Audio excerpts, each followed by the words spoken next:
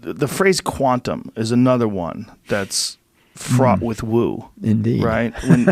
And some people, like Deepak Chopra and the like, they love to use that word because as soon as you use that word, you can kind of get away with almost anything afterwards. That's right. It suggests, yes, I have to say quantum mechanics is a strange thing, and I sort of blame it for certain things. I don't want to be unfair here. I'm not saying when I say I blame it, it gives some people the impression, okay, the fact your theory doesn't make any sense, there's nothing against it. You can say crazy things. Quantum mechanics is crazy, so why don't you accept some other crazy theory?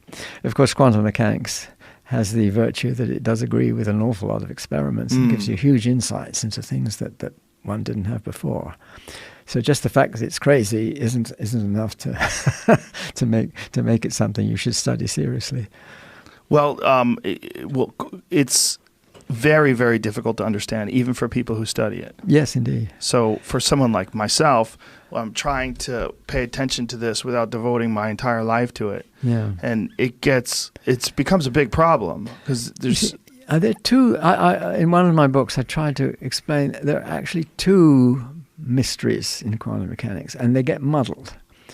One of them is the whole subject is pretty crazy, yes, but it's coherent and it makes sense. And if you study it properly and you say, okay, that makes sense. And this includes things like non-local effects, where you can have two things now even thousands of kilometers apart, and you can see these quantum entanglement effects. So they're still, in some sense, connected with each other, even though they're that far apart, which is pretty amazing. That's baffling. That's baffling, but that's part of the comprehensible part of quantum mechanics. It's muddied up because there's the other part, which has to do with this collapse of the wave function. And standard quantum mechanics really doesn't make sense. But people get them muddled, in my view. You think because this doesn't make sense and that doesn't make, well, it's all a bit crazy, and so anything crazy is up for grabs. But it seems to me that quantum mechanics, the things which are crazy and they do hang together and the theory works and you understand that, that's fine. But the things which involve the collapse of the wave function, that's not fine because we don't have the right theory yet. That's why. It doesn't make logical sense because it's not the right theory yet. That's my view. I mean, I'm a minority in saying this. Most people who study the foundations of quantum mechanics say, well, we haven't got the right interpretation yet. We have to think what it means and so on. They don't think, well, maybe it's not quite right.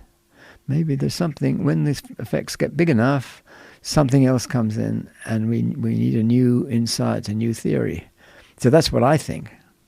Now, in something like superposition, where something can be both still and in motion at the same time, as soon as you say that to the common person like myself, my brain glazes over and my eyebrows raise up and I go, okay, what is... And then you're talking about entanglement, things hundreds of thousands of kilometers apart that are somehow or another interacting with each other in a way that we don't totally understand, or we don't have a theory that absolutely explains in a concrete way.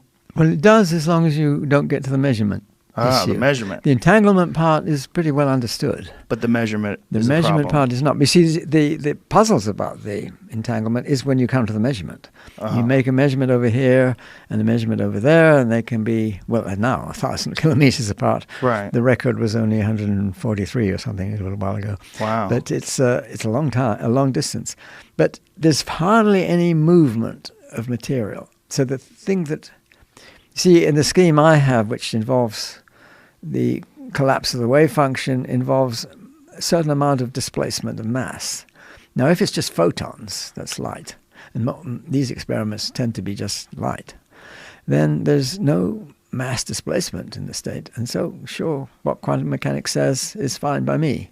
Okay, it's hard to get your mind around, and I certainly agree with that. But it's logical.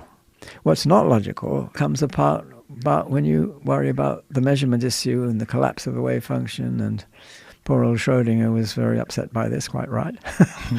Yes.